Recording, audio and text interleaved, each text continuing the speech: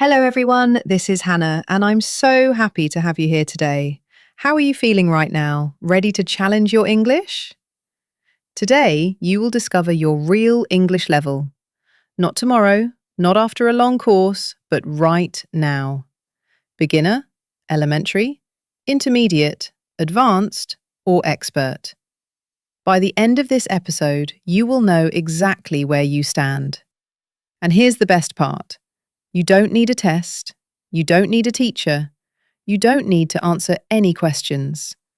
All you need is your ears and a little focus. In this video, you will listen to 6 short stories. Each story represents one English level, from A1 to C2. As you listen, pay attention to how it feels. If a story feels easy and natural, that level is right for you. If the next one feels challenging, that's perfect. That moment tells you your true level. No pressure, no scores, no mistakes. Just listening. Just understanding. So relax. Put on your headphones if you can and listen carefully. Let's begin this journey together, from beginner all the way to expert. This is level A1, Beginner English. The sentences are short and very clear. The words are simple and common. Listen carefully. My name is Sarah. I am 25 years old. I live with my parents. We have a small dog. His name is Max. I like my dog very much. We live in a small house. The house has 3 rooms: a living room, a kitchen, and a bedroom. There is a park near my house. I go to the park every evening. I walk with my dog. He runs and plays. I sit and watch him. Every morning, I wake up at 7. I get up and eat breakfast. I drink tea in the kitchen. Then I go to work. I work in a small shop. I sell food and drinks. I help customers. At 12, I eat lunch. In the afternoon, I work more. At 5, I go home. I cook dinner. I eat with my parents. In the evening, I watch TV. Sometimes I read a book. At 10, I go to bed. I feel tired but happy. If this story was easy for you to understand, your English is at least A1. Great job! Now, let's move on to A2. Now, this is level A2, Elementary English. The sentences are longer and more connected. You will hear more about daily routines and simple plans. Listen carefully. My name is Henry. I live in a small apartment near the city. It is not very big, but it is comfortable. From my window, I can see a park. I can also see tall trees. In the morning, I often hear birds singing. I work in an office near my home.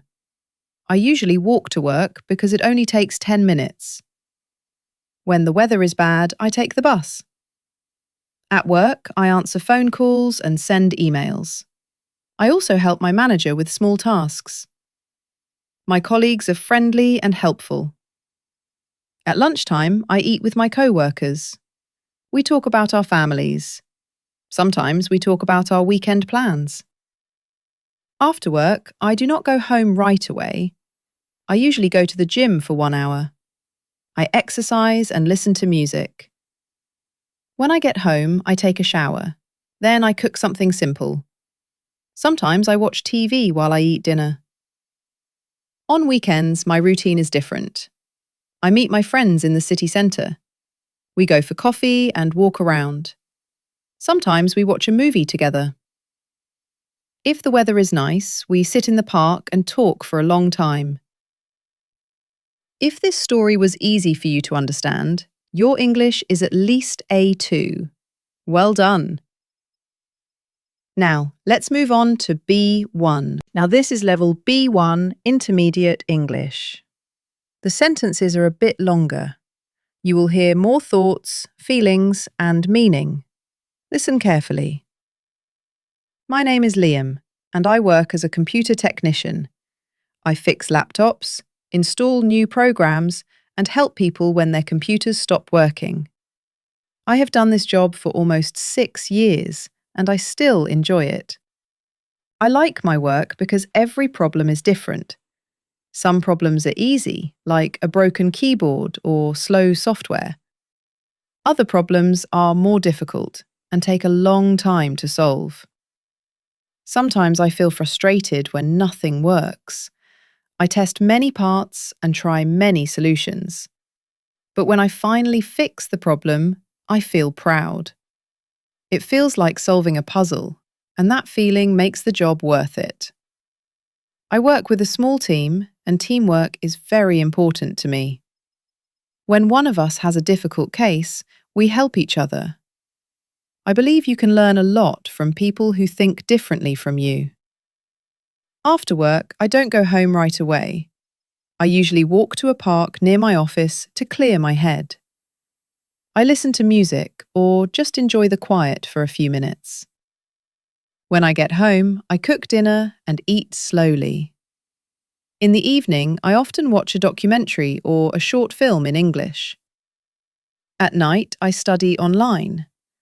I am taking courses because I want to open my own business in the future. It is hard work, but I believe it will help me grow. On weekends, I relax. Sometimes I meet friends. Sometimes I go hiking in the countryside. If this story felt natural and easy to follow, your English is at least B1. Great progress. Now, let's move on to B2. Now we are moving to level B2, Upper Intermediate English. At this level, stories become longer and more detailed. You will hear more natural language, comparisons, and reflections about life and work. Listen carefully and notice how the ideas connect. My name is Emily, and I am a freelance graphic designer.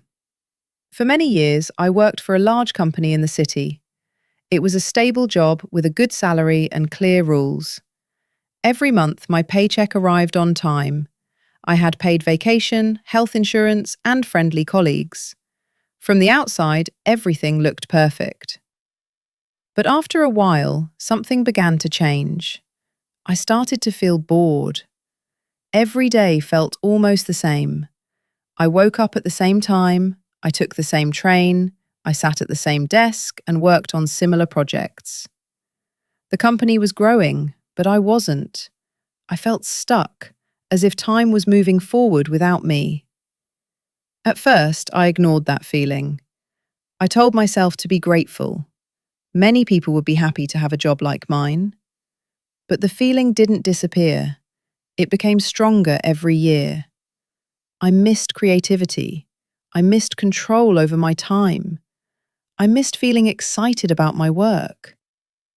One evening, after another long day, I stayed late at the office. The lights were white and cold.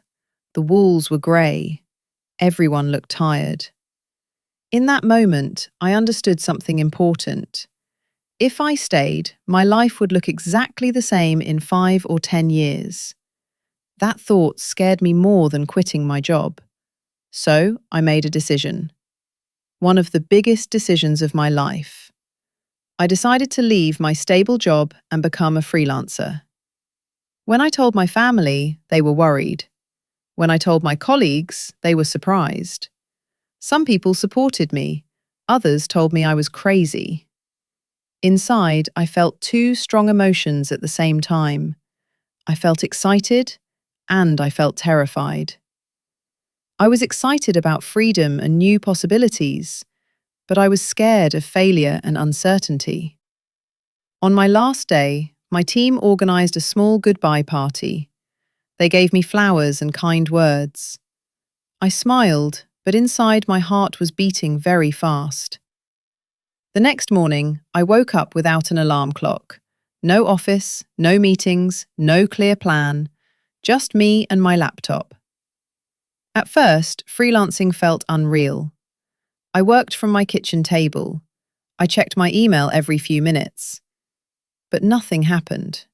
No messages, no clients. The first weeks were hard.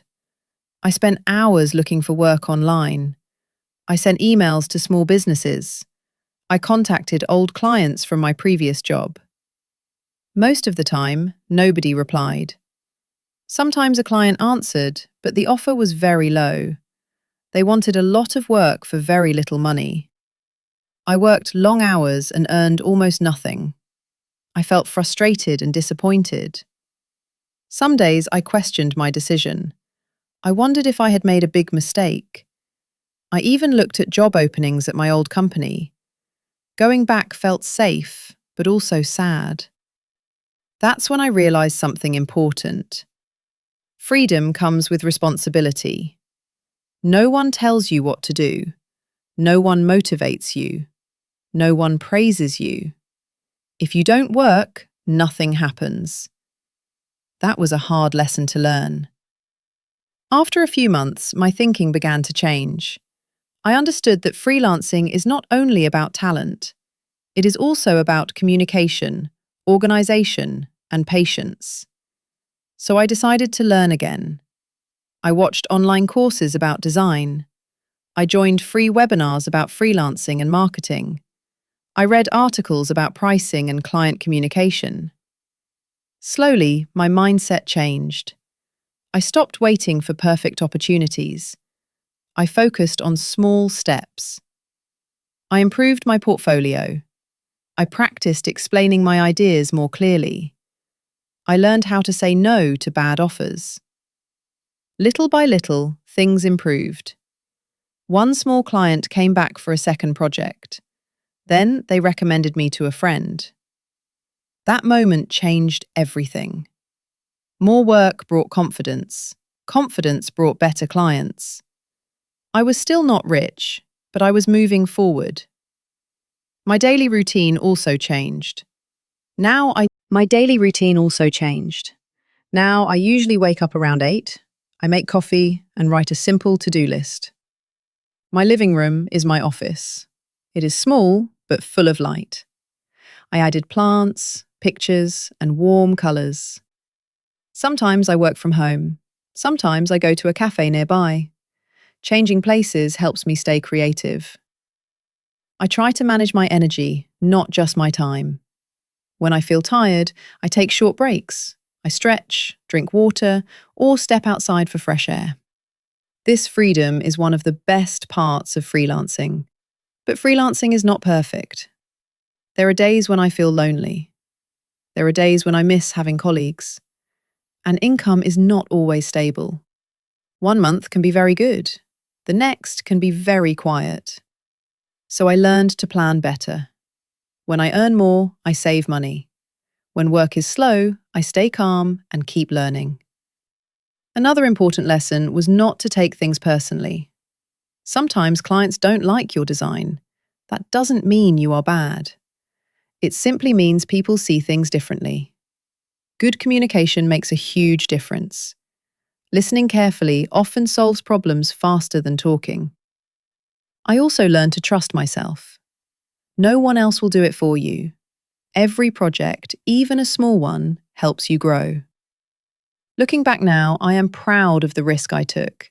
It was not easy. In fact, it was one of the hardest things I've ever done.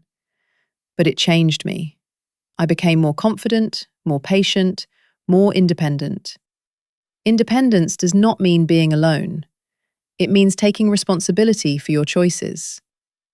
You move forward step by step, slowly, with trust.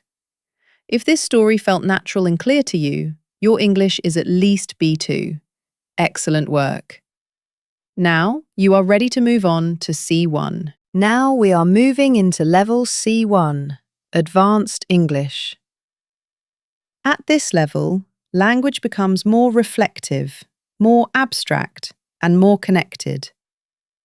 Listen not only to the words, but to how ideas flow together. My name is David, and I work as a project manager in a technology company. I've been in this role for almost 10 years, and during that time, I've learnt one important truth. Managing people is often more difficult than managing projects. Projects have timelines, budgets, and clear goals.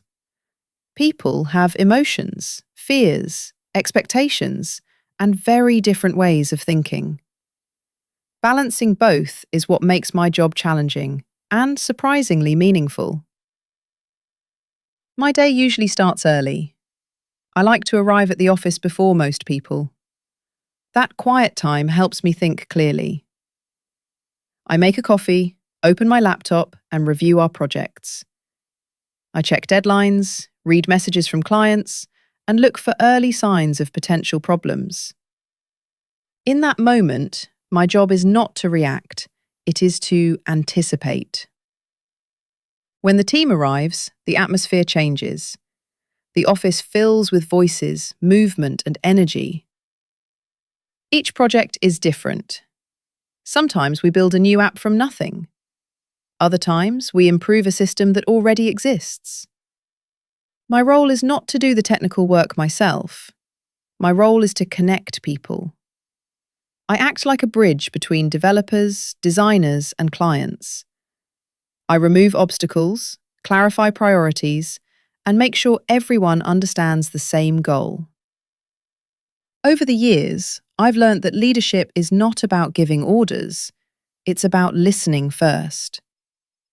Most problems at work don't come from lack of skill, they come from misunderstandings. People want to feel heard. They want to feel safe enough to speak honestly. When you create that environment, solutions often appear naturally. Trust is the foundation of everything. But trust doesn't appear quickly. It grows through consistency, fairness, and respect. If you say something, you have to mean it. If you make a mistake, you have to admit it. In my team, I try to be transparent about decisions, even when the message is uncomfortable. People respect clarity more than silence. They may not always agree, but they understand. When things go well, I make sure to celebrate them. Not only big successes, but small wins too. A short message of appreciation, a team lunch, a simple thank you. Those moments matter more than people realize. Of course, not everything goes smoothly. Deadlines move, clients change their minds, technical problems appear at the worst time. In those moments, my job is to stay calm. Panic spreads faster than solutions. Mistakes are not failures. They are lessons. One experience taught me this very clearly. 2 years ago, we were preparing for a major software launch. Everything seemed ready. 2 days before the release, the system crashed during testing. The entire team stayed late trying to fix it. People were tired, stressed, and frustrated. Instead of pushing harder, I asked everyone to stop. We ordered food, we stepped outside, we talked about anything except work. An hour later, one developer suddenly saw the problem. The fix took 10 minutes. That moment changed how I see pressure. Sometimes, progress comes when you stop forcing it. Pressure narrows your vision. Perspective brings clarity. Over time, I've learned that tone can be more powerful than words. A calm voice can solve what dozens of emails cannot. Another important lesson is about resilience. Resilience is the ability to recover when things go wrong. It's like a muscle. The more you use it, the stronger it becomes. When a project fails, we don't see it as wasted time. We see it as training. After long days filled with meetings and screens, I look for quiet. I enjoy walking, cooking, or reading. Cooking helps me slow down. It reminds me that not everything needs to move fast to be meaningful. I also read a lot, especially about psychology and leadership. Understanding people better helps me do my job better. I also read a lot, especially about psychology and leadership. Understanding people better helps me do my job better. Learning doesn't stop when school ends. It continues through experience, mistakes, and reflection. People often ask me if leadership feels lonely. Sometimes it does. But leadership is not about control, it's about connection. The more you listen, the more people trust you. The more you trust them, the better they perform. And when the team succeeds, the success feels shared. That is the most rewarding part of my work. If this story felt clear and natural to you, your English is at least C1. Excellent work. You are now ready to move on to C2. Now we arrive at level C2, the expert level. Here, language becomes effortless, subtle, and deeply expressive. Listen not only for meaning, but for rhythm, emotion, and silence between words. My name is Ella Lanniner, and over the years I've learned that the hardest part of life is not making decisions. It is understanding what those decisions truly mean. When we are young, we believe every choice is a doorway to something better, a better job, a better city, a better version of ourselves. We walk through those doors quickly, rarely stopping to notice what we leave behind. But with time, you begin to see that every decision carries both gain and loss, something found, something released. For many years, I chased progress without asking myself where I was going. I changed jobs, I changed cities, I changed dreams. I told myself I was moving forward, but sometimes I wasn't moving toward anything. I was simply running away from stillness. Stillness can be frightening. Silence has a way of revealing what noise helps us avoid. Yet silence is not empty. It is full of resonance. Quiet truths that wait patiently to be heard. These days, my life moves more slowly. My mornings are gentle. I make coffee. I open the window. I let the light enter the room. For a few moments, I do nothing. And in that stillness, I feel present. I no longer rush to check messages or plans. I listen. To the world, to myself. I still work. I am a consultant. But my relationship with work has changed. What once felt like pressure now feels like practice. I work with systems, structures, and strategies, but I look for the human part inside them. Real progress is not when systems become faster, it is when the people inside them feel understood. You can redesign an organization, but without transformation within its people, nothing truly changes. Outside of work, I write, not for an audience, for awareness. Writing is a mirror. It does not flatter, it reveals. Some days I write about the past, not to live there, but to learn. Other days I write about the future, not to predict it, but to make peace with not knowing. Lately, I've been thinking about time, not as something that passes, but as something we move through. Some moments feel wide and endless. Others disappear before we notice them. I've realized that the quality of time depends less on what we do and more on how awake we are while doing it. A single moment of presence can feel richer than an entire day spent rushing. I used to believe growth meant adding more goals, more achievements, more movement. Now I see growth differently.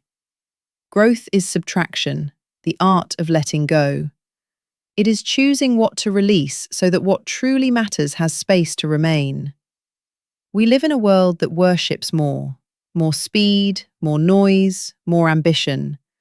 But wisdom often appears when we stop, when we rest, when we say, "This is enough." Freedom to me is not doing whatever we want. It is realizing we do not need to. It is a quiet sense of sufficiency, a calm appreciation of what already exists. The older I get, the more I understand that peace is not waiting somewhere ahead. It walks beside us, in small moments, in early light, in the simple awareness that life is happening now. And now is already enough. If this story felt clear, natural, and emotionally resonant to you, your English is near native level. You've just travelled through 6 levels of English, from simple daily life to deep reflection. Maybe some parts felt easy, maybe others felt challenging. That is completely normal. Language learning is not a straight line. It is a journey. So keep listening, keep reflecting, and keep moving forward at your own pace. Thank you for joining me today. I'm Tom. Until next time, keep going, keep learning, and remember, fluency is not a finish line. It is a way of life. Bye for now.